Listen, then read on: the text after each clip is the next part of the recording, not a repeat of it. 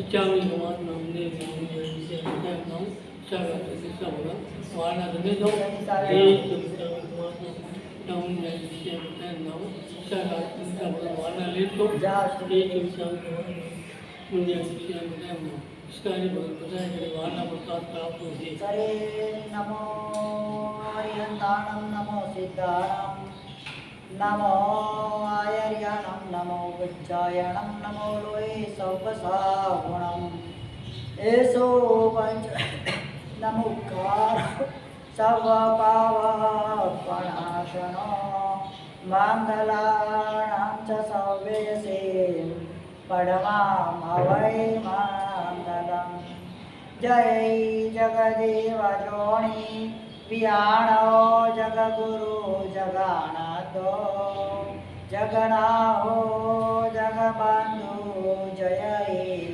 जगप्रियामो भैवम् जय सुयाणं बभवो एतयराणमपचिम जय जय गुरुलोकानां जय महावीरो नमो दुर्वार रागादि वैरिवार निवारिणे अर्हते योगिनाथाय महावीराय दायिने पन्नगे सुरेन्द्रे च कौशिके पादसंस्पृशि निर्विशेष मनस्काय पार्श्वनाथ श्रेष्ठवा कल्याणवाद पारमां श्रोतगंगा हिमाचला विश्वामोदरवीं देवां वन्दे श्रीज्ञातनान्दनम् ओंकारं बिन्दुसंयुक्तं नित्यं ध्यायन्ति योगिनः कामदं मोक्षदं चैव ओंकाराय नमः नमः सर्वारिष्टप्रणाशाय सर्वाभ्यर्थदायिने सर्वलब्धिनिदानाय श्रीगौतम स्वामिने नमः यस्य प्रसाद परिवर्धित शुद्ध बोधा पारं व्रजन्ति सुधिया सुततोयरासे सानुग्रहामयि समेदयेस्तु सर्वज्ञशासनरता सुतदेवताशो अज्ञानतिमिरान्धानां ज्ञानाञ्जनशलाकया नेत्रमुन्मीलितं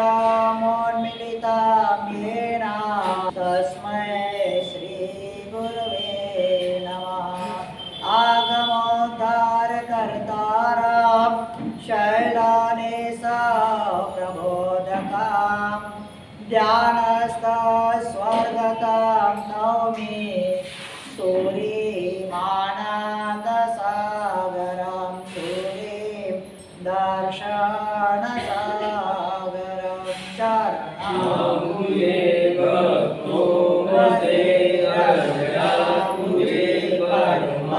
परमात्मा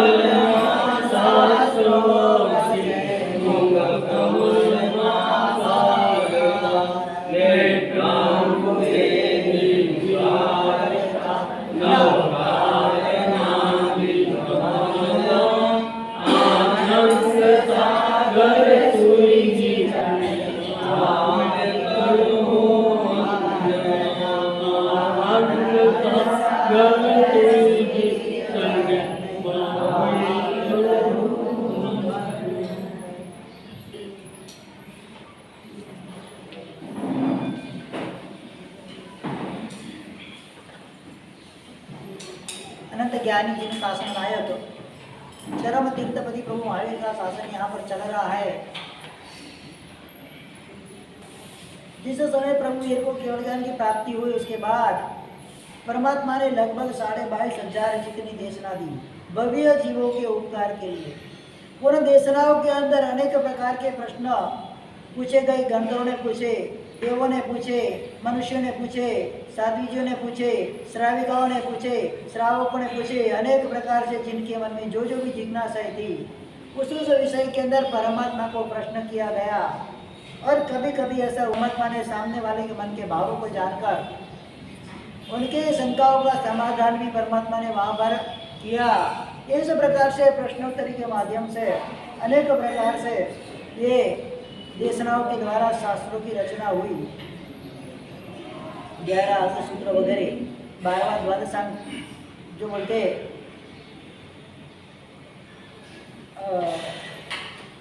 द्वादशांग के अंदर दृष्टिवाद, इस प्रकार से 12 अंग सूत्रों की रचना हुई। और अंतर्गत जैसे जैसे क्रम से प्रश्न वगैरह आगे बढ़ते गए इस प्रकार से आगम की रचना होती गई। और उसके अंदर ये चौथा आगम अपना समवायंग सूत्र, समवायंग सूत्र के अंदर अनेक प्रकार के स्थान बताए गए। 1 स्थान, 2 स्थान, 3 स्थान, 4 स्थान वगैरह। अपना पहले स्थान का यहाँ पर विवेचन चल रहा है। पहले स्थान का ये एक सूत्र आया है कि लोक का वर्णन क्या, लोक क्या है, लोक को समझना है। सूत्र छोटा होता है, रहस्य उसके जबरदस्त होते हैं। लोक का वर्णन करते करते 3 लोक के बारे में मैंने बताया, उद्धवलोक, मध्यलोक और अधोलोक। अधोलोक की अपनी बात चल रही है। 7वीं से लेकर पहली नरक तक अपन पहुंचे, निचले क्रम से अपन चालू किए हुए। तो पहली नरक के अंदर पहली प्रतर के ऊपर सबसे पहले व्यंतर और वाण व्यंतर देवों का अधिकार बताया। क्या बताया था कल? व्यंतर और वाण व्यंतर देव क्या होते हैं, कितने प्रकार के होते हैं? 16 प्रकार के व्यंतर और वाण व्यंतर देव मिलकर होंगे। उन देवों के 32 इंद्र, एक एक के 2 दक्षिण और उत्तर दिशा के। इस प्रकार से 32 इंद्र उनके होते हैं। प्रश्न ये उठता है, व्यंतर वाण व्यंतर कौन बनता है? ऐसा जीव अपने भाव में क्या करेगा? तो मरकर वो वाण व्यंतर के योनि के अंदर उत्पन्न होता है, उस जीव योनि के अंदर उत्पन्न होता है। क्या क्या कर सकते हैं? इस भाव के अंदर कोई भी जीव ने अपने अज्ञान कष्ट तप के द्वारा, जैसे तापस वगैरह करते हैं, तामली तापस वगैरह करते थे, कमल तापस वगैरह अज्ञान तप करते थे। क्या करते? पंचाग्नि वगैरह तप होता है। ऊपर सूर्य, 4 दिशा में 4 अग्नि, और इसके बीच में बबूती लगाकर बैठ जाना, चाहे वैशाख महीना हो चाहे जेठ महीना हो, 2 दगते ताप के अंदर इस प्रकार से शरीर को कष्ट देने का कार्य करते थे। और अल्प कर्म निर्जरा करते हुए वे जीव मरकर व्यंतर निकाय के अंदर या वाण व्यंतर निकाय के अंदर उत्पन्न होते हैं। या तो अचानकली एक्सीडेंटली कोई व्यक्ति मन के अंदर अंतिम समय के अंदर शुभ भाव आ गया, क्या तो शुभ भाव के कारण गति खराब होती नहीं है, उस समय आयुष्य का बंद करके वो व्यंतर निकाय के अंदर उत्पन्न हो जाता है। जैसे कि वर्तमान काल के अंदर व्यंतर इंद्र ऐसे जिन शासन के संरक्षक, शासन की रक्षक करने वाले ऐसे एक देव माणिभद्र इंद्र महाराजा, माणिभद्र इंद्र महाराजा एकावतारी पूर्व भाव के अंदर माणिकसा सेठ थे। शत्रुंजय तीर्थ की आराधना करने के लिए, शत्रुंजय तीर्थ के दर्शन करने के लिए उज्जैनी नगरी से निकले थे। कहाँ से? लेकिन रास्ते में आते मगरवाड़ा के पास आकर डाकू वगैरह मिले, उनका शिरच्छेद कर दिया और वहाँ पर शुभ भाव से शत्रुंजय के ध्यान में भरकर व्यंतर निकाय के देव माणिभद्र बने। उत्तर दक्षिण दिशा के देव माणिभद्र बने। वही माणिभद्र यहाँ पर संघ की, क्योंकि उनके अंदर शासन सेवा का भाव था, तो वही भाव साथ में लेके गए। तो इंद्र महाराजा यहाँ पर माणिभद्र यक्षेंद्र बने। अनेक ऐसे व्यंतर देवों के अधिपति कहे जाते हैं। 7 सेना होते हैं उनके, अलग अलग प्रकार से पटरानी, महिषिया, अग्रमहिषिया वगैरह होती है। और 3 प्रकार की अभ्यंतर, बाह्य और मध्यम दक्षता भी उनकी होती है। ऐसे सुख भोगने वाले ऐसे माणिभद्र इंद्र। इसी प्रकार से अचानक मौत हो गई उनकी, माणिकसा सेठ की। कैसे? अचानक मौत होने से, लेकिन मन के अंदर शुभ भाव होने के कारण गति बिगड़ी नहीं, और माणिभद्र इंद्र के रूप में वो स्थापित हुए 400 साल पहले लगभग। कितने? 400। ये देवों का जो नाम है वो स्थान है, वो फिक्स है। जीव कोई भी अंदर आ सकता है देवों के लिए।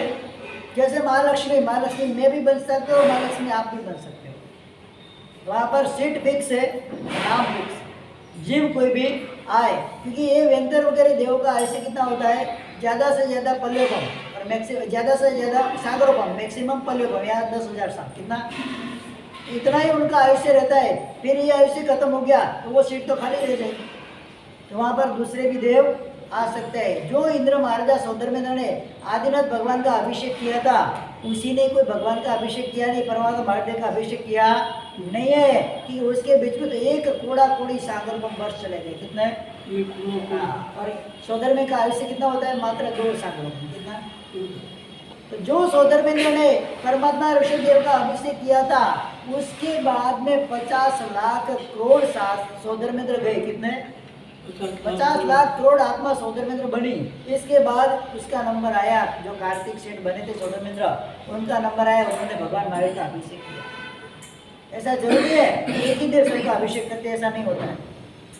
उनके समय के अंदर जितने तीर्थंकर परमात्मा होते हैं, उनका अभिषेक वो करते हैं।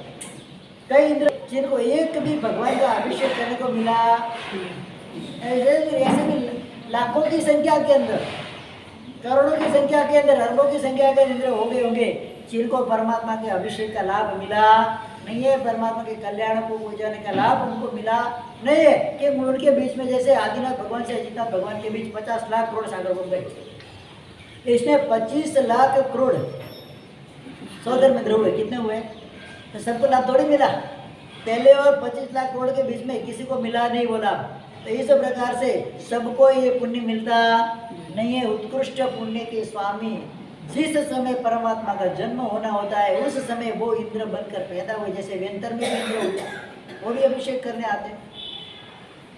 32 इंद्र व्यंतर निकाय के भी होते, भवनपति के 20 इंद्र होते, ज्योतिष के 2 और 10 इंद्र वैमानिक के, टोटल कितने हुए, टोटल कितने हुए, 2 और 10 कितने हुए, कितने हुए, 64, 64 इंद्र होते, कितने, 64 इंद्र परमात्मा का अभिषेक करते। स्नात्र पढ़ाते, इसमें सब आता ही है, स्नात्र में आते ही है, कितने इंद्र किस निकाय के है, सब आते ही है। 4 निकाय के देव होते हैं, व्यंतर, भवनपति, ज्योतिष और वैमानिक, 4 निकाय के देव कहे जाते हैं। कितने, यहाँ पर वैमानिक की बात तो भी दूर आएगी, ज्योतिष की बात भी बाद में आएगी, भवनपति भी आज भी लेना है, और अभी चल रहा है व्यंतर का। व्यंतर कौन बन सकता है, सबसे पहले अज्ञान कष्ट के द्वारा व्यक्ति मरकर या तो कोई भी नियाणा करता है, किसी का अनर्थ करने के लिए नियाणा करते हैं, और वो भी अंत समय में स्वभाव आया और वो मरा, तो व्यंतर निकाय के अंदर जाएगा। जैसे देवपायन ऋषि ने नियाणा किया था, स्कंदकाचार्य ने नियाणा किया था, अगले भाव में कोई मेरे तप का प्रभाव हो तो मैं विष्णु नगरी को जलाने वाला बनो, तो उन्होंने दंडकारण्य बना दिया और इधर द्वारिका का दाह कर दिया, अग्नि कुमार के अंदर जाके वो देव बने, तो भवनपति निकाय के होते हैं। इस प्रकार के नियाण के द्वारा भवनपति या व्यंतर वगैरह में जा सकते हैं। तीसरे नंबर के अंदर जो भी बात बताई, गले के अंदर फांसा लगा के सुसाइड करते हैं, पंखे पे लटक जाना, किसी ने कुछ बोल दिया, मन के अंदर लग आई और सहन नहीं हुआ, फांसी लगा के मर गए। मरते समय अंत में शुभ भाव कुछ आ गया कि मेरे को ये जज करने के लिए कैपेबल नहीं है, तो जान तो जाने वाली है, तो वहाँ पर वो शुभ भाव के कारण मर के व्यंतर निकाय के अंदर उत्पन्न होता है, और वहाँ उसको घर वगैरह के अंदर, व्यक्ति वगैरह के अंदर, शत्रु वगैरह के अंदर आसक्ति वगैरह रह जाती है, तो उसका अनर्थ या उसका कार्य करने के लिए वो वहाँ पर आ भी सकते हैं। जिस प्रकार से हम बोलते हैं कि हमारे पितृ, सबके घर को पितृ का होता है, कोई सभी पितृ मरकर व्यंतर बनते नहीं है, और कोई परेशान करते हैं तो भ्रमणा बैठ गई। कौन मरकर कहाँ गया, मनुष्य में गया तो वापस थोड़ी आने वाला है, तीर्थ में गया तो वापस थोड़ी आने वाला है, देवलोक में गया वैमानिक में तो भी कोई परेशानी करने वाला नहीं है, नरक में गया तो भी परेशानी करने वाला नहीं है। मात्र अगर वो मरकर व्यंतर में गए और वहाँ पर भी उन्होंने उपयोग रखा कि मैं पूर्व भव में क्या था, कहाँ से आया हूँ, और उनको द्वेष या राग आए, तो आपके घर में वो आकर कार्य बाकी कर सकते हैं। ऐसे कोई नवरे नहीं है, फ्री नहीं है, उनके पास बहुत काम है। जो व्यंतर निकाय के सामान्य देव होते हैं उनके पास भी अपना काम रहता है, उधर का व्यवहार उनका भी चलता रहता है। जैसे आपके घर में आपका व्यवहार चलता है, आपके परिवार समाज में, ऐसे उनके भी एक समाज होता है, उनकी भी एक संस्थाएं होती है, संस्था मतलब एक देव, देव की एक योनि होती है, उनके अंदर उनको भी अपने व्यवहार के अंदर रहना है, क्योंकि वो कल्पवासी देव है। कैसे है? मतलब उनके अंदर भी व्यवहार वगैरह है,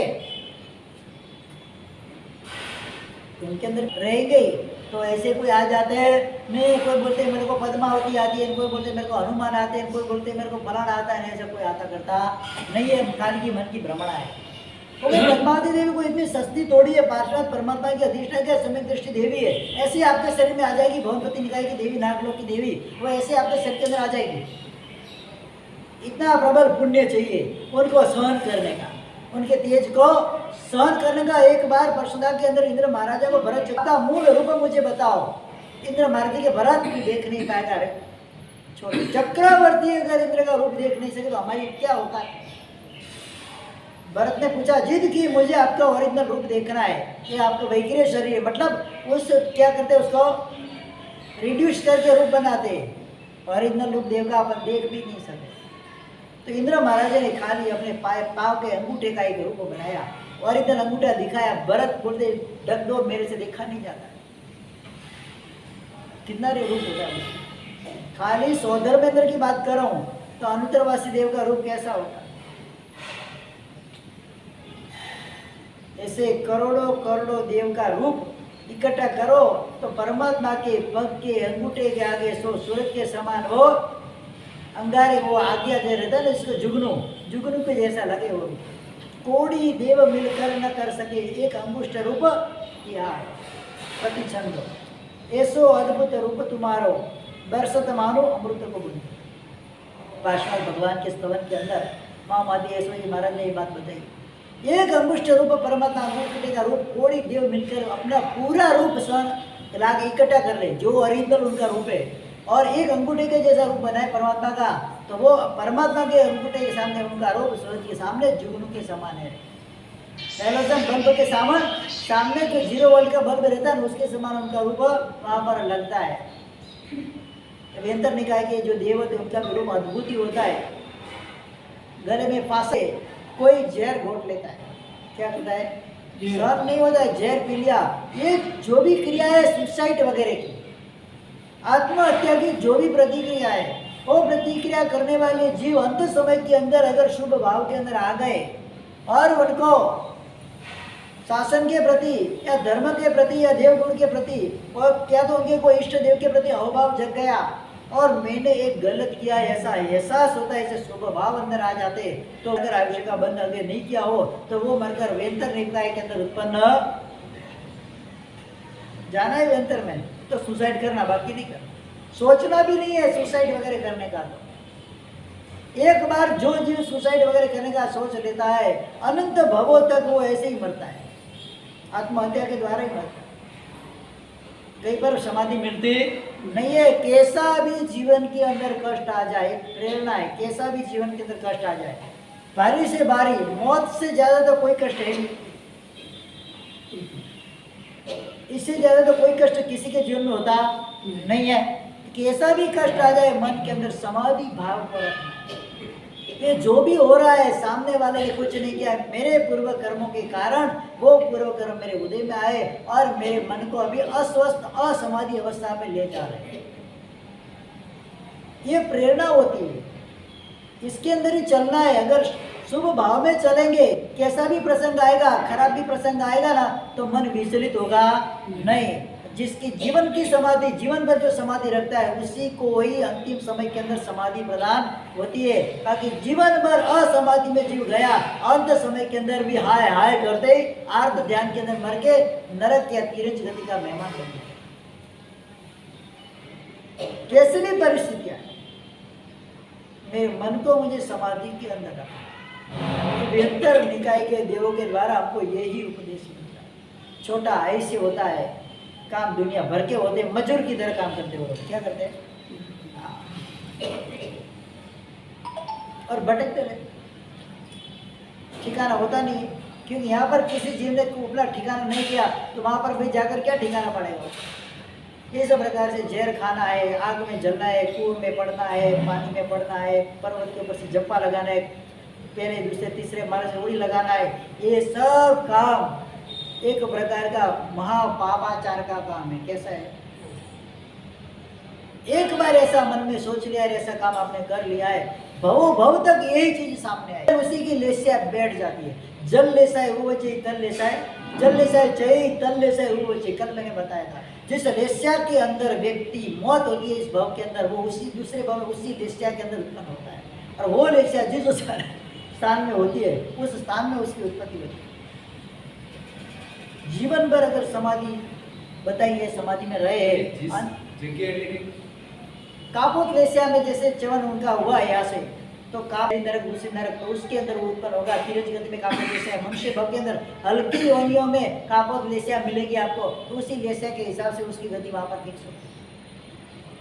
मनुष्य में 6 लेस्या है, तिरंज में 6 लेस्या है, देव में तेजो लेस्या, कौन सी? देव में एक तेजो लेस्या है, ज्योतिष देव में तेजो लेस्या, वैमानिक देव के अंदर तेजो लेस्या और ऊपर पद्म लेस्या, अनुत्तर विभाषी देव में शुक्ल लेस्या भी हो सकती है। बाकी परम शुक्ल लेस्या मात्र मनुष्य भाव के अंदर वितरागी आत्मा को होती है और किसी को होती नहीं है। बाकी कापोत लेस्या, नील लेस्या और कृष्ण लेस्या और महाकृष्ण लेस्या और नरक के अंदर है। अपने अपने गति के हिसाब से, अपने अपने भाव के हिसाब से उसकी गति निश्चित हो जाती है। अगर आयुष्य का बंध पहले नहीं किया हुआ रहता है तो जिस समय उसकी मौत होनी है उसके अंतर्गत पहले आयुष्य का बंद करेगा, उस समय जिस समान रहेगा उस लेस्या के अंदर ही उसकी उत्पत्ति। कृष्ण महाराज का दृष्टांत वही बता, शुभ भाव के अंदर थे, बाण लगा दिया था, जरा कुमार ने बाण मार दिया था, मरने की तैयारी है, अब तो आयुष्य पूरा होने आया है। शुभ भाव की धारक के अंदर चढ़िए, मेरे कुल के अंदर यदुवंश के अंदर परमात्मा नेमनाथ भगवान ने सही अंगीकार करके तीर्थंकर बन गए, उनको धन्यवाद है। उनकी पत्नी राजमती वगैरह अनेक राजा, अनेक मेरी पत्नियां, मेरी पुत्रियां वगैरह सबने चारित्र अंगीकार करके नेमनाथ भगवान का शरण अंगीकार किया है। उन सबको मैं धन्यवाद देता हूँ, उन सबको मैं वंदना करता हूँ, उन सबकी मैं संयम जीवन की अनुवंदना करता। शुभ भाव के अंदर चढ़े कृष्ण महाराजा, शुभ भाव धारा में चढ़े हुए, लेकिन उनकी गति निश्चित थी, तीसरी नरक के अंदर उनको जाना है। उसके प्रायोगिक इस भव के अंदर भी लेस्या होनी चाहिए। नील लेस्या वगैरह, नील लेस्या का प्रारंभ होता है, कापोत लेस्या का वहां पर थोड़ा अंत हो जाता है। नील लेस्या का प्रारंभ होता है तीसरे देवलोक के अंदर, पहले प्रतर के अंदर, तीसरे नरक के अंदर, पहले प्रतर में, तो वहां पर ये लेस्या आ गई और अचानक मन के अंदर भाव की परावर्तना चालू हो गई। क्या बिगाड़ा था देवपायन का मैंने? उस देवपायन ऋषि का नगरवासी लोगों ने क्या बिगाड़ा था जो पूरी द्वारिका जला दी? आज अगर मेरे सामने आए उसकी छाती चीर के पूरी द्वारिका नगर निकालू, वही है अशुभ लेस्या में आई, आर्त ध्यान में चढ़े, वही खत्म हुए गए की कहां पर? अंतिम क्षण की जो लेस्या, उस लेस्या के हिसाब से उनका उत्पाद नरक गति के अंदर हो गया। पहले तो जो उनका चल रहा था, ऐसा लगे अगर वो वासुदेव नहीं हो, क्या नरकगामी जीव नहीं हो, तो इस भावना के अंदर चढ़ते उधर ही उनको केवल ज्ञान की प्राप्ति हो जाती। लेखा जोखा अलग है, आप उसको समझ को कर्म की गति न्यारी, किसी को कोई उसको समझ नहीं पा रहा है। तो वहां पर अंतिम समय के अंदर जहाँ पर जिस स्थान में उनको भेजना था कर्म सत्ता को, उस स्थान के प्रायोगिक लेस्या उनकी अंतरात्मा के अंदर प्रकट हो गई। मन के अंदर क्लेश, संताप, द्वेष और आक्रोश का भाव आया। आर्त ध्यान में चढ़ गए, माँ आर्त ध्यान में चढ़ गए और कहाँ गए? रौद्र ध्यान आ गया उनको। चीर के उसके द्वारिका, उसकी छाती चीर के द्वारिका नगरी में निकालो।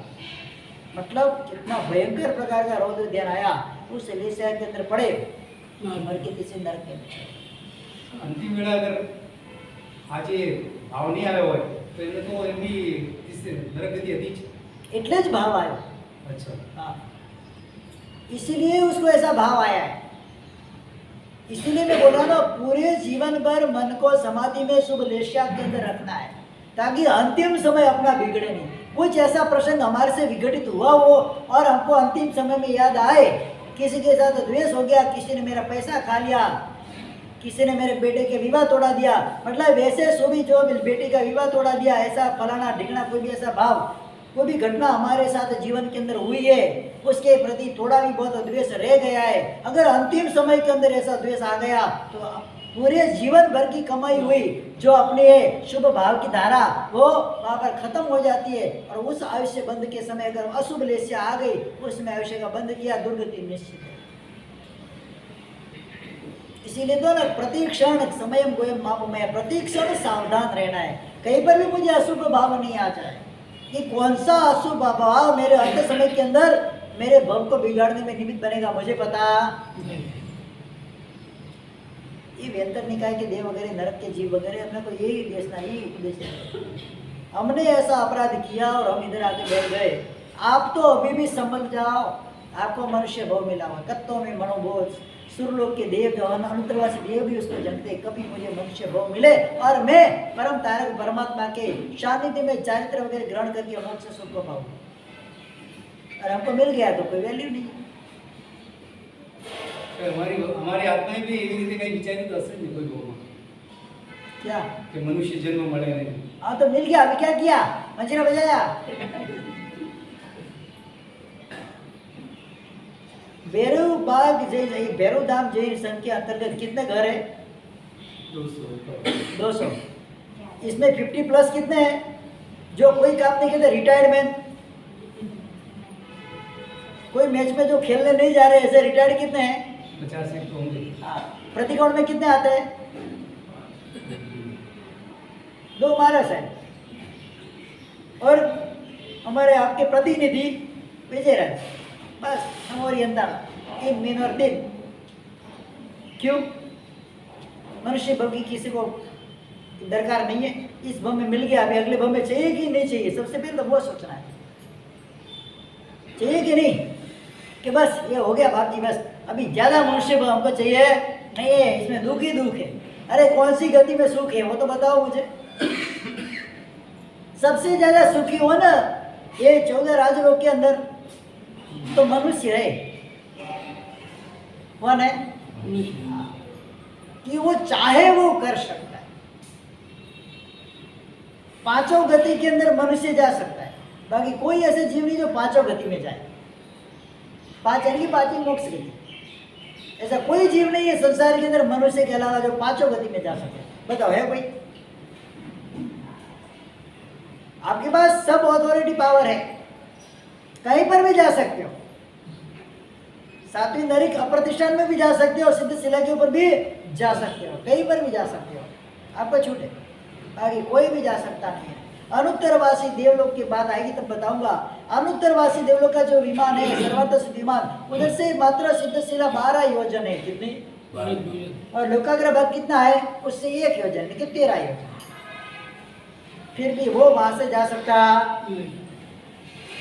कितना भी कोशिश कर ले, कितनी भी मेहनत कर ले, वो उधर से जाएगा नहीं, उसको वापस 7 राजलोक नीचे आना पड़ेगा और वापस 7 राजलोक ऊपर जाना पड़ेगा, उसको 14 राजलोक का अंतर काटना बाकी। आपके पास खाली में इससे आधा यानी कि 7 राजलोक का ही अंतर बाकी है। क्यों नहीं सुधरते हैं?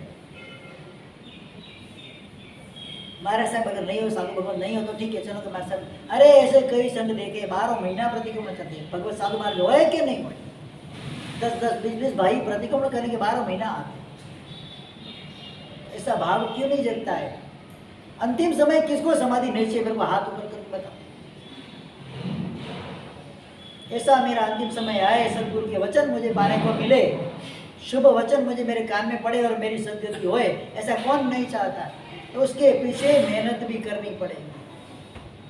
मैक्सिमम प्रॉफिट चाहिए तो मैक्सिमम इफेक्ट भी अपने को देनी पड़ेगी, बाकी मिलने वाली नहीं है। अरे समझ लो, कतारगाम संघ के अंदर जीवन का तीसरा चौमासा मेरा एक प्रसंग वहां पर बना। एक बच्चा मात्र 16 साल की उम्र का, कितना? जस्ट 16 ईयर्स ओनली, 14 साल की उम्र के अंदर अभ्यास छोड़ के बिजनेस में मतलब नौकरी में लगाया, डायमंड के अंदर कारखाने में उसको बिठा दिया। वही घर में कमाना करना वही करता था, किसी को आवक नहीं थी, बच्चा छोटा था। उस समय कहीं पर भी कोल्ड ड्रिंक्स वगैरह पिया होगा या कुछ भी किया होगा, धीरे धीरे गले का कैंसर चालू हो गया। कितनी उम्र है? 16। गले का कैंसर चालू हुआ, धीरे धीरे धीरे शरीर खत्म होता गया। कभी जीवन में मंदिर में भी गया नहीं, लेकिन किसी का बुरा नहीं, किया, बचपन ही था। मंदिर में कभी गया नहीं। अंतिम समय, अंतिम दिन आया उसका, इधर महाराज साहब का प्रवचन चला था, बड़े महाराज साहब का, और लगभग 9:50 पर एक भाई भागते हुए मेरे पास आए, दूसरे बड़े महाराज साहब के उनके पास आए, ऐसा ऐसा प्रसंग है, मेरा बेटा अभी अंतिम स्टेज पर है, क्या है, थोड़ा थोड़ा बोल रहा है, बस अभी हमको कोई आसार लगते हैं, नहीं है तो किसी गुरु भगवत कुमार साहब भेजो, उनको समाधि मिले, उस आत्मा को समाधि मिले। उसके दादा भी जिंदा थे आपकी उम्र के, पिता दादा भाई बुआ सब थे, बच्चा छोटा 16 साल की उम्र। तो बड़े मास्टर ने मेरे को बोला कि तू जा। 9:50 को मैं उधर से वहाँ से निकला, 3 मिनट का रास्ता, 9:53 को उसके घर में पहुँचा, और तब तक तो वो बोल भी रहा था, मेरे आने से पहले तो बोलना भी उसका बंद हो गया, पता चल गया अभी मैक्सिमम 10 मिनट उसके पास है, कितनी? 10 मिनट उसके पास है मैक्सिमम, ज़्यादा नहीं है। सुनाना चालू किया, सब पाप वगैरह वो सिराए, समाधि में था, अवस्था अच्छी थी। फिर मैंने बोला एक बेटा तो खड़ा हो जाएगा, तेरे को सही मंगल करना है, तेरे को दीक्षा लेनी है, हरियंत बोल। हरियंत भी नहीं बोले, इतना ही बोल सके, ज़्यादा बोल सकता नहीं था, खाली परिणति दे। कुछ कोई पूर्व भूमि साधना करके आया हुआ जी होगा, इस भूमि शायद योग नहीं मिला या कुछ भी सहयोग नहीं मिला, नहीं किया उसने, तो अगले दिन तो चाय खुद ही बंद कर दी। दूसरे दिन सुबह मिठाई बहुत बात की, मिठाई भी मम्मी मिठाई नहीं खाने लगी, इच्छा नहीं है खाने की, तब तो बोलता था अगले दिन सुबह भी बोलता था, चाय की लत थी, चाय कारखाने में तो चाय तो पीना ही है, तो मम्मी आज चाय भी छोड़नी है, नहीं पीनी, अपने आप छोड़ता। पूर्व भव के संस्कार क्या काम करते हैं, अंतिम समय आया हो देखो, और अपने आप को छोड़ता गया, वो छोड़ता गया। फिर मैंने बोला बेटा बोल, हरियंत बोल, हरियंत बोल, हरियंत भी नहीं बोले, बोले। मैंने होगा आपने पिया उसको, तो खड़ा होगा, तेरे को संयम लेना है, हाँ, किसी बात में मना नहीं किया उसने, मतलब अंदर शुभ भाव रमणता हो, हमें पता चलता है उसके अंदर शुभ भाव होंगे, होगा मेरा पकड़ लिया, एक हाथ में मेरा होगा है, एक मेरा हाथ है, एक हाथ उसना, इतना जबरदस्त उसने होगा पकड़ा, छोड़े भी नहीं, और हो गया काम पूरा। आँख खुली फट करके, आँख में से जीव गया, ऊर्ध्व लोक में गया, हाँ, ऊर्ध्व लोक के अंदर जीव पहुंच गया। और दूसरे दिन घर के अंदर वातावरण में शौक बिल्कुल नहीं था, आनंद। उसकी मम्मी पापा और उसके बुआ तीनों मेरे पास दूसरे दिन आए, हमारे साहब आनंद भी बोर, मुझे कोई दुख नहीं है, मेरी कुर्सी में रत्न आया, समाधि पाकर गया। घर के अंदर किसी को भी शौक जैसा वातावरण नहीं है, वो शायद देव ही बना होगा, और आकर घर के अंदर से पूरा शौक उसने दूर कर दिया। ये समाधि है क्या? अंतिम समय समाधि मिलने, उस समय जो खत्म हो गया, फिर डॉक्टर आए सरजी भाई पटेल, क्या नाम था, काठियावाड़ी डॉक्टर थे सरजी भाई पटेल। अगर हाथ की नाड़ी मैंने बोल दिया डॉक्टर नो हुआ, अभी इसमें कुछ नहीं। डॉक्टर के शब्द सुनो खाली उस समय घर वालों को, कि आज इस समय आपको मेरे से ज़्यादा आपके गुरु भगवंत की जरूरत है। उन्होंने जो इंजेक्शन उसको दिया मैं नहीं दे पाता, मैं इसको इंजेक्शन देता तो उसको पीड़ा होती और पीड़ा में मरता तो दुर्गति हो जाती, और गुरु भगवंत ने उसको समाधि प्रदान की है। बस आपको ऐसे गुरु भव मिले। ये कौन बोल रहा है? डॉक्टर। कितना बहुमान भाव होगा उस बच्चे की, भाव सुधारते। हम तो शायद इस भाव को भी नहीं सुधार पाते, और एक आध दो इंजेक्शन लगा देते और आप तो ध्यान में मर जाता। ये सब बातें घटना होती है। ऐसे ही कोई किसी का प्रसंग आए, हमेशा एक बात को ध्यान रखा, उस समय उसकी दादी मम्मी वगैरह था, मैंने बोला आप सब कमरे में चले, कोई इसके सामने खड़ा नहीं। मुझे पता चल गया था 10 मिनट का मेहमान ज़्यादा नहीं है। उसके दादाजी उसके सर के पास खड़े थे, मैं बीच में बैठा था और साहब के उधर खड़े थे। मैं बोला किसी की भी आंख में आंसू नहीं चाहिए, न उसका कोई रुदन का डुस्का उसको सुनाई देना चाहिए। सुनता तो था, बोल नहीं पा रहा था, सुनाई तो भाई बोलता था, वो सुनता तो था ही, नहीं सुनता तो ऐसा नहीं है। मैंने बोला इसको कभी भी असमाधि हो ऐसा वातावरण घर में करना नहीं है। सबको जितनी भी लेडीज थी 6, 7, 10 थी, सबको बंद कर दिया रूम के अंदर, बाहर से बंद ही कर दिया। सही है नहीं बात। उसके पापा को बोला बाहर से बंद कर दो ताकि बाहर आए नहीं। समाधि में उसकी मृत्यु हो गई और पापा सबके बाहर। उसके दादा की आंख में भी आंसू आ गया। हमारे साथ ऐसी समाधि मेरी जिंदगी में मैंने पहली बार देखी। क्या ऐसी समाधि चाहिए? जीवन भर समाधि के अंदर मुझे रहना है। अगर मैं जीवन भर समाधि में रहा तो अंत समय में कोई ना कोई वीर पुरुष आकर मुझे समाधि प्रदान करेगा। जहाँ जहाँ पर मैं सुनाने गया हूँ, मैं इसके लिए ज़्यादा करके किसी को सुनाने जाता नहीं हूँ। जाने के बाद 24 घंटा वो विकेट है, इसके लिए मैं कोई भी आता है हमारे साहब सुनाना है पधारो, मैं बोला अभी नहीं, टाइम है बाद में। अभी लास्ट में सूरत के अंदर हमारे संसारी भाई के ससुर जी ज्ञान पंचमी के दिन उसके बेटे और वो मेरे को आए कि हमारे साहब उनको कोरोना हो गया था लास्ट स्टेज का, और अंदर अल्सर भी था, बचने का कोई मित्र सब उपाय हो गए थे, कुछ भी था नहीं। ज्ञान पंचमी के दिन आए कि हमारे साहब सुनाने आओ, मैं बोला मैं अभी नहीं आऊँगा तो छठ नहीं आएगी उनकी, ध्यान रखना। क्या आऊँगा तो छठ नहीं आएगी, जब एकदम विकट परिस्थिति आ जाए तब मुझे बुलाना। फिर चौमासी 14 के अगले दिन यानी कि कारतक सुधी 13 के दिन शाम को 6 बजे मैं हॉस्पिटल में कोरोना हॉस्पिटल में गया। उधर 13 लोग थे कोरोना वार्ड के अंदर, तो उस समय तो फुल कोरोना चल रहा था, तो पूरी किट पहराई, मैं पीपीटी किट पहराते ना, पूरी किट पहना के हॉस्पिटल में गया। 20 मिनट तक उनको समाधि वगैरह दिया, और रात को 12 बजे तो खेल खत्म हो गया। डॉक्टर वहाँ पर खड़े थे 20 मिनट तक, डॉक्टर नर्स सब हाथ जोड़कर हमारे साहब पहली बार किसी गुरु भगवंत को इस प्रकार से कोरोना वार्ड में आते हुए मैंने देखा।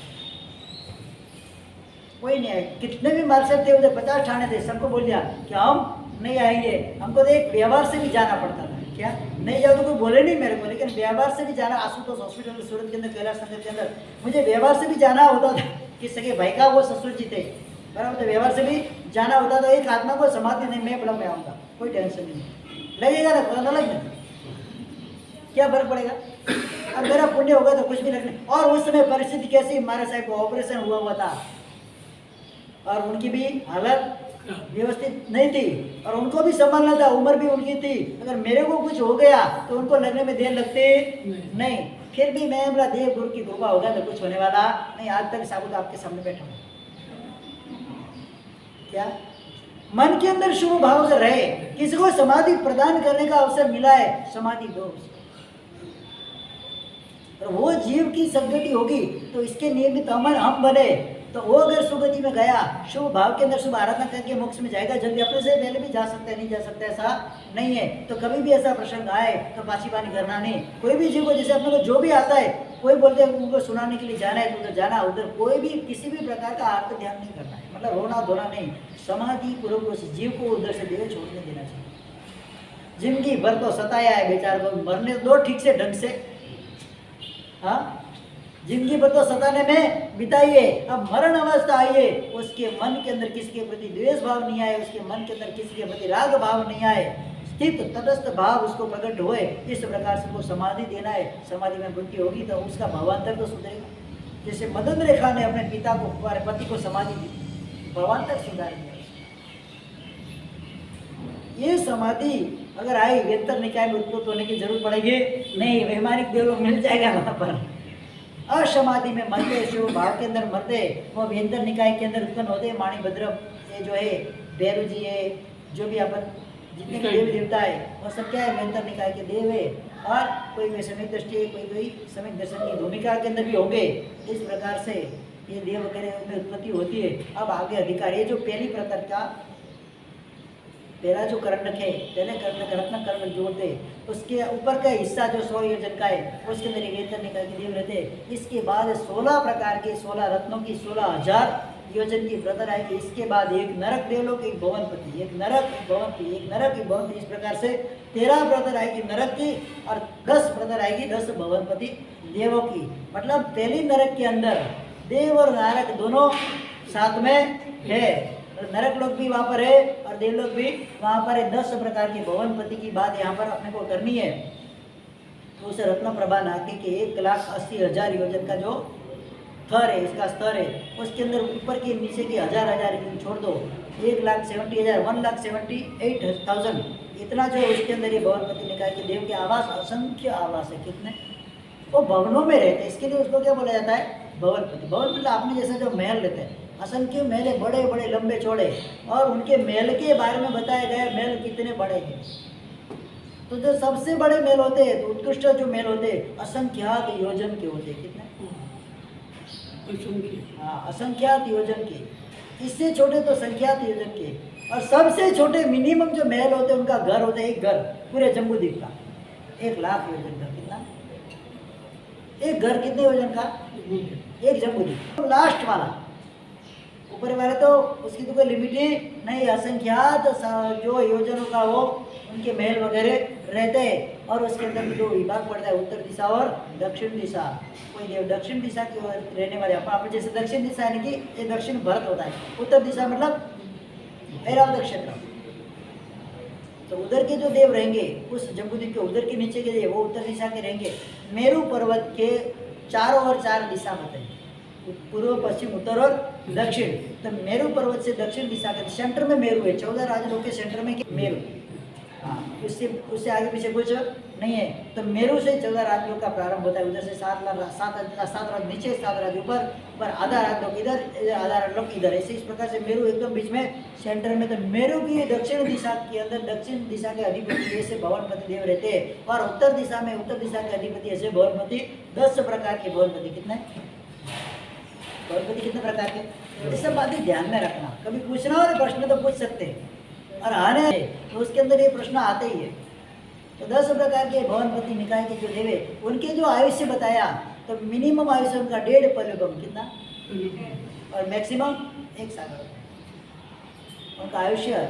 शरीर उनका मिनिमम 7 हाथ की काया है, और वैक्रिय शरीर अगर वो बनाए तो कितना बड़ा बना सकते हैं? मेरू पर्वत 1 लाख योजन का शरीर बनाने में समर्थ है। कितना? 1 लाख योजन। पूरे मेरू पर्वत की शिखा तक, पर्वत की चूलिका को छोड़ के जो घाघरा वहां तक पहुंच जाए, तीसरे घाट तक पांडुवन है, पांडुवन तक उनका शरीर पहुंच जाए। इतना बड़ा 1 लाख योजन का शरीर वो बना सकते हैं। कितनी शक्ति उनके अंदर होती है। कौन से देवता? असुर। सबसे पहला देवलोक कौन सा है? असुर देवलोक।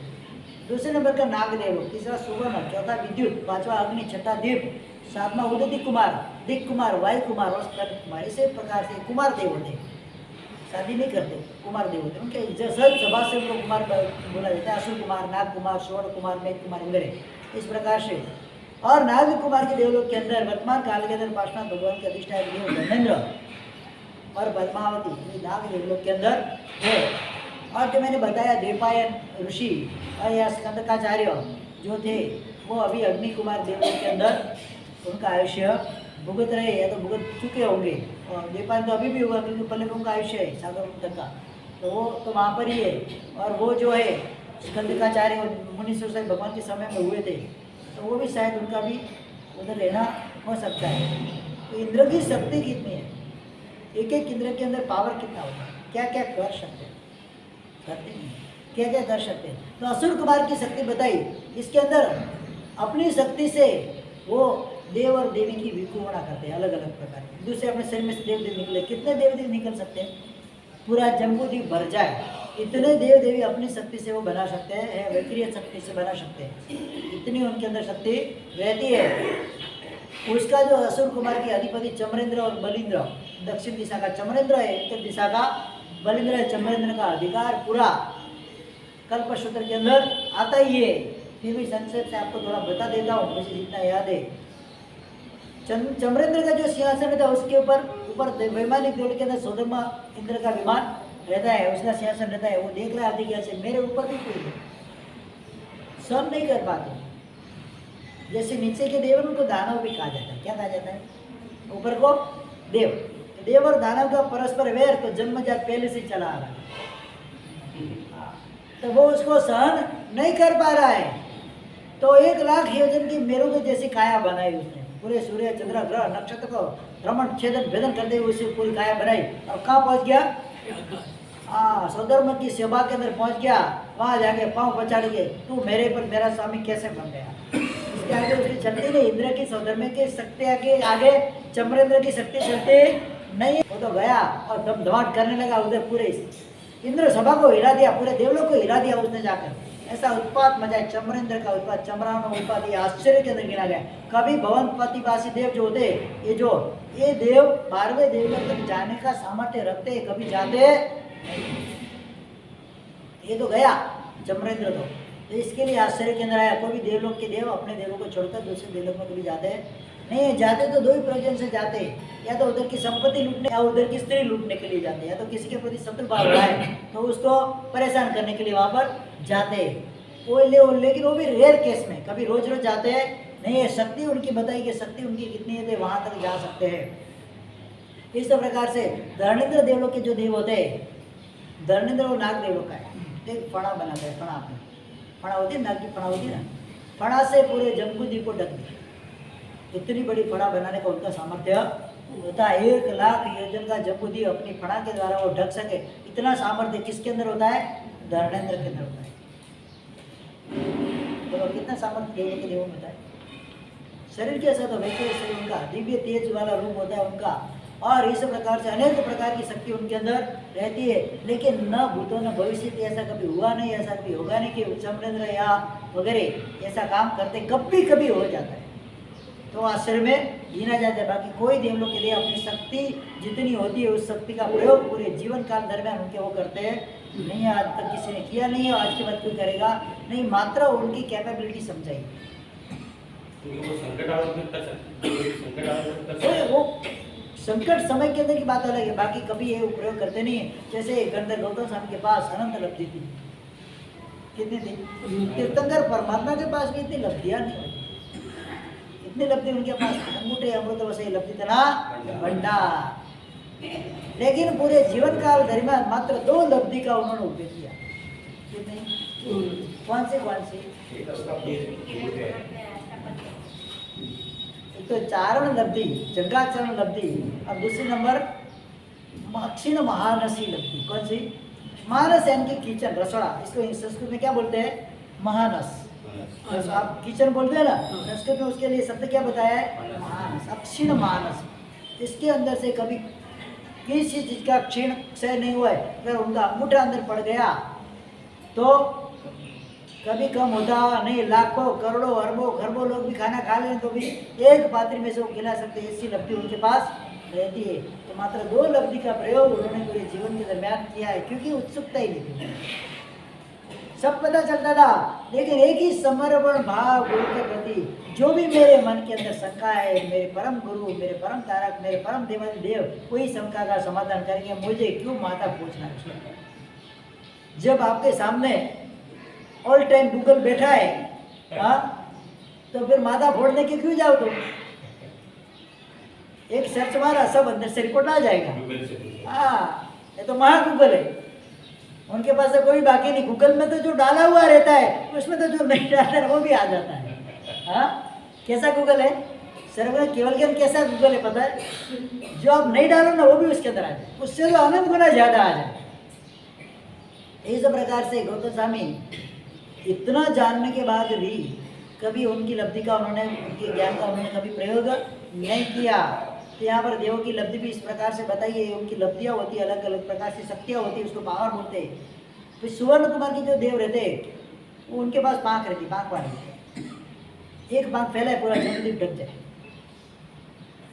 पक्षी की पाँख होती है ना, जैसे सुपर्ण कुमार, सुपर्ण नहीं गरुड़, गरुड़ कुमार भी उनको बोल सकते। सुपर्ण संस्कृत शब्द है, उसको गुजराती में क्या बोलते हैं? ईगल, गरुड़। गरुड़ की पाँख होती है। सबसे बड़ा पक्षी कौन सा चीज अभी वर्तमान काल के अंदर? गरुड़ किया जाता है। तो गरुड़ कुमार के देव होते, तो उनकी पाँख इतनी, एक पाँख के द्वारा वो पूरे जम्बूद्वीप को ढक सके, उसकी उतनी शक्ति हुआ है। उनके जो देव है वेणुदत्त और वेणुधारी, उनके इंद्र है। फिर विद्युत कुमार के देव हरिकांत और हरीश, बिजली का एक चमकारा, कितना? एक ही चमकार से पूरे जम्बूद्वीप में प्रकाश हो जाए, सूर्य की भी जरूरत नहीं, इतनी शक्ति उनके अंदर होती है। अपना एक चमकारा इधर पड़े ना, तो भैरव बाग को भी, शायद भैरव धाम को भी प्रकाशित कर सके, नहीं कर सके। अब आज की बिजली के अंदर इतनी ताकत नहीं है। वो जब बिजली, क्योंकि विद्युत कुमार है, बिजली के देव है, तो वो बिजली के द्वारा पूरे जम्बूद्वीप को प्रकाशित करेंगे, उनके अंदर शक्ति होती है। फिर अग्नि कुमार के देव जो अग्निशिख और माणवक नाम के होते हैं, अग्नि की ज्वाला से पूरे जम्बूद्वीप को मात्र एक ही समय में, एक ही झटके में जला दी। इतनी भयंकर अग्नि उनके अंदर से निकलती है, जैसे देवपाल ने छोड़ दी, स्कंदकाचार्य ने छोड़ दी, अग्नि की बारिश कर देती है। इतनी उनके अंदर शक्ति रहती है। दीप कुमार के देव होते हैं पूर्ण और वशिष्ठ, पूरे जम्बूद्वीप को एक हथेली में उठा कर रख दिया। हथेली में इतनी ताकत उनकी होती है, हथेली में पूरा जम्बूद्वीप लाख हो जाएगा। इतनी शक्ति, जैसे रावण ने कैलाश पर्वत उठाया था हथेली के अंदर, कैलाश यानी कि अष्टावक्र पर्वत आज की तारीख में, तो उठाया था। इस तरह से पूरे जम्बूद्वीप पे से हाथ डाल के पूरा उठाना, इतनी उनके अंदर शक्ति रहती है। फिर उदय देव है समुद्र कुमार के देव, समुद्र की लहरें एक ही लहर से पूरा जम्बूद्वीप डूबा दे, इतनी उनके अंदर ताकत होती है। ज़्यादा लहर लाने की जरूरत नहीं है, एक लहर काफ़ी है बस, दूसरी से माफ़ी है, एक लहर काफ़ी है, दूसरी से माफ़ी है बस, दूसरी लहर की जरूरत वहाँ पर नहीं है। एक ही लहर से पूरी जम्बूद्वीप को ढक सके या वो भिगो सके, ऐसे उसके अंदर ताकत होती है। वो जलकांत और जल प्रभु का नाम है। दिक कुमार के लिए अमित गति और अमित वाहन, कितनी पाव के प्रहार के अंदर शक्ति है। सारे पाँव पछाड़े इधर दम उतर गए, पूरा जम्बूद्वीप हिलने लगा, इतनी शक्ति उनके अंदर होती है। वही चंद्रदेव ने वही किया था ना, बाहर स्वधर्म के विमान के अंदर जब पाँव पछाड़ा, पाँव का प्रहार किया, पूरा स्वधर्म देव लोग हिलने लगा था। तब इन्होंने उपयोग रखा विज्ञान का, एक कौन आ गया आगे घटना जो हुई। वायु कुमार के देव वेलम और प्रभंजन नाम के होते हैं। पवन की एक ही झोंका पवन का बस काफ़ी है, पूरे जम्बूद्वीप को एक झपाटे में पूरा भूकंप ला दे। अभी जैसे जयपुर आते हैं ना, कैसे आते हैं, उससे अनंत गुनी शक्ति ये उनके जयपुर के अंदर होती है। सनाट सुनामी में कौन है, उदय कुमार। जयकुलन में कौन है, वायु कुमार। इसके बाद स्तनित कुमार, मतलब गर्जना करने वाले। बादल की गर्जना होती है ना, एक गर्जना करे तो सबके कान बहरे हो जाए। ये सब उनकी शक्तियाँ होती है। बहरे हो जाए, कान में कोई सुनाई नहीं देगा, हाँ आवाज आया कुछ सुनाई दे नहीं, इतनी एक गर्जना से बादल की गड़गड़ाहट होती है। कभी कभी चौमासा के अंदर कभी भी ऐसा लगता है कि ये टूट पड़ा, अभी ऐसा लगता है कि नहीं लगता है। तो ये गर्जना सहन कर सकते नहीं है। जैसे कोई जोर से ट्रेन का या उनका हॉर्न बजाते तो कान में टू टू टू टू आवाज आती रहती है, बाद में हॉर्न बजने की गर्जना से पूरे कान अपने बहरे हो जाए, इतनी उनके अंदर शक्ति होती है। कितना भैया 10:35 हुआ, बताने का चलते भी लेना है। कहाँ तक पहुंची थी अपनी मदन रेखा, वहाँ पर बैठे हुए हैं ऋषि मुनि के साथ, सामने बैठे हुए मुनि ने उपदेश दिया अपने पुत्र को। मन के अंदर काम विकार जगा हुआ है मदन रेखा के प्रति। उन्होंने बोला, देख भाई, महाप्रतापी ऐसा जो रावण था, रावण ने अपने हाथों से कैलाश गिरी उठा लिया। तो वहाँ पर शंकर की जो पत्नी होती थी पार्वती, घबरा कर शंकर के पास आकर बैठ गई, क्या हुआ ऐसा सोचकर। इतनी शक्ति उसके अंदर थी, रावण के अंदर। लेकिन ये शक्ति उसके अंदर कहाँ तक थी, जब तक पर स्त्री के बारे में कभी उसने सोचा भी नहीं था, उसके मन में ख्याल भी आया। और जिस दिन पर स्त्री का ख्याल आया उसके मन के अंदर, पर स्त्री के बारे में वो सोचने लगा, उस समय उसका विनाश हो गया। फिर बाकी रहा नहीं, तेरे लिए भी ये पर स्त्री के समान है। तो उसके बारे में सोचा, तो राजा है। अगर राजा समुद्र जैसे अपनी मर्यादा में रहता है तो रत्न वगैरह उसके अंदर प्राप्त कर सकता है जीव। जब समुद्र मर्यादा छोड़ेगा फिर कुछ बाकी रहता नहीं है, कोई जीव का उद्धार नहीं होता, सब जीव उद्धार हो जाते हैं। तो राजा भी समुद्र के जैसे होते हैं। तो अभी उधर का राजरी का, रत्नचूड़ा नगरी का तो राजा है, राजा है, राजा तो मर्यादा छोड़ेगा तो प्रजा में भी मर्यादा रहने वाली नहीं है। तो अपनी मर्यादा मरे। 3 प्रकार, 4 प्रकार के जीव बताए गए। अधमा अधम, पुरुष के 4 प्रकार, अधमा अधम, अधम, मध्यम, उत्तम और उत्तमोत्तम। 3 प्रकार पहले तेरे को करने जैसे नहीं है। चौथे, उत्तम पुरुष की लक्षण के अंदर तू आ जा और अपने मन को वासना से मुक्त कर और समाधि के स्तर पर ले जा। पिता मन की बात सुनता है वो विद्याधर, मन के अंदर घोर पश्चाताप होता है, मैंने क्या करे, मैं किस कुल के अंदर मैं उत्पन्न हुआ, विद्याधर कुल के अंदर। मेरे पिता अवधि ज्ञानी जिन शासन के नायक के समान बन गए, उनकी कुक्षी से मैं उत्पन्न हुआ, उतने कुल के, उनके कुल के अंदर मैं उत्पन्न हुआ। मेरे मन में अधम अधम कोटि के विचार आए, धिक्कार है मुझको, अपने आप की निंदा करने लगा विद्याधर। देखो सदगुरु का सिंह को क्या काम करा था, यहाँ पर देखना है। मदन रेखा युग भाव के लिए सदगुरु बन के आई थी, 5वां देवलोक दिला दिया। यहाँ पर भी पिता मुनि की बात सुनकर सदगुरु का संयोग हुआ है।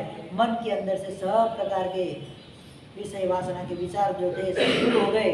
मदन रेखा के पास आता है, बेन तुल्य, मेरे माता तुल्य, आपके बारे में मैंने ऐसा विचार किया, आप मुझे क्षमा याचना करता है, उनके चरणों में झुककर क्षमा याचना करता है। ये तो सती सत्ता नहीं, उसके मन में किसी के प्रति द्वेष तो नहीं था, उसने भी माफ़ कर दिया उसको। फिर बोलता है मैं आपके लिए क्या प्रिय, बस भाई तूने मुझे नंदीश्वर देव की यात्रा करा दी, पिता मन के दर्शन करा दी, उससे ज़्यादा मुझे तेरे पास से क्या चाहिए। यहाँ पिता मन के पास बैठे हुए मदन रेखा वगैरह जानने की उत्सुकता है, मेरा बेटा का पूर्व भाव क्या होगा जिसको मैं जंगल में छोड़ दिया। पूर्व भाव पूछती है किसको, अभिज्ञानी मुनि है, पता चली जाएगा। मुनि भी उसका अधिकार बताना चालू कर दे कि पूर्व भाव के अंदर ये माँ सती पूर्व भाव के अंदर जम्बूद्वीप के पूर्व महाविद्य क्षेत्र के अंदर पुष्कलावती विजय, जहाँ पर भी सुरेंद्र साईं भगवान साक्षात विराजमान है। पुष्कलावती विजय के अंदर मणितोड़ नाम का एक नगर है। पूर्व काल मणितोरण नाम का एक नगर था। उस नगर के राजा था अमृतेशा, जो चक्रवर्ती थे उस समय के अंदर, और उनकी पटरानी तो पुष्पवती थी। दो पुत्र थे उनको, पुष्पसिक और रत्नसिक। पिता ने पुत्रों को राज्य योगी बने तो राज्य कारभार दे दिया, और राज्य कारभार देके पिता ने तो दीक्षा अंगीकार कर ली, और वो तो मोक्ष में सिधार गए। यहाँ पर दोनों भाई जो है पुष्पसिक और रत्नसिक 84 लाख वर्षों तक अनेक प्रकार के से अंत समय के अंदर जब समय आया, आयुष्य पूरा होने की समय आया, उस समय सोच रहे जीवन भर मात्र संसार की वेट में ही निकाले, आत्मकल्याण के लिए हमने कुछ किया। आत्मकल्याण की भावना उन दोनों के मन के अंदर प्रकट हुई, स्वयं लेने की अभिलाषा तीव्र बनी। तो वहाँ पर किसी चारण श्रमण मुनि अवधि ज्ञान से देख लिया कि ये अभी तवा गर्म है, जाकर क्या करना है, चमका लगाना है, काम हो जाएगा। तो वहाँ पर वो चारण श्रमण मुनि वहाँ पर उतरते, उधर लब्धि वाले होते, उतरते वहाँ पर उनको देखा, दर्शन वंदन किए, चारित्र की भावना उत्कृष्ट थी, चारित्र अंगीकार दोनों भाइयों ने क्या किया।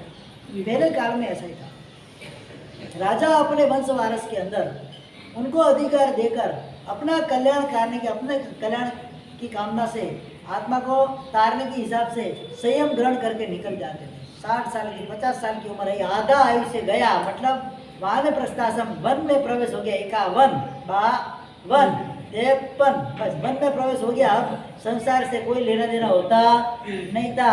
अभी तो वन तो क्या, जंगल भी निकल जाए तो भी पता चलता, मतलब सर का जंगल सब निकल जाए, साफ हो जाए, तभी भी बात मन में आती नहीं है। पहले तो एक सफेद बाल आ जाता था, समझ लेना अब संसार में रहने जैसा नहीं है, और निकल पड़ते थे। कोई तापस बन जाते थे, कोई श्रमण बन जाते थे, कोई साधु बन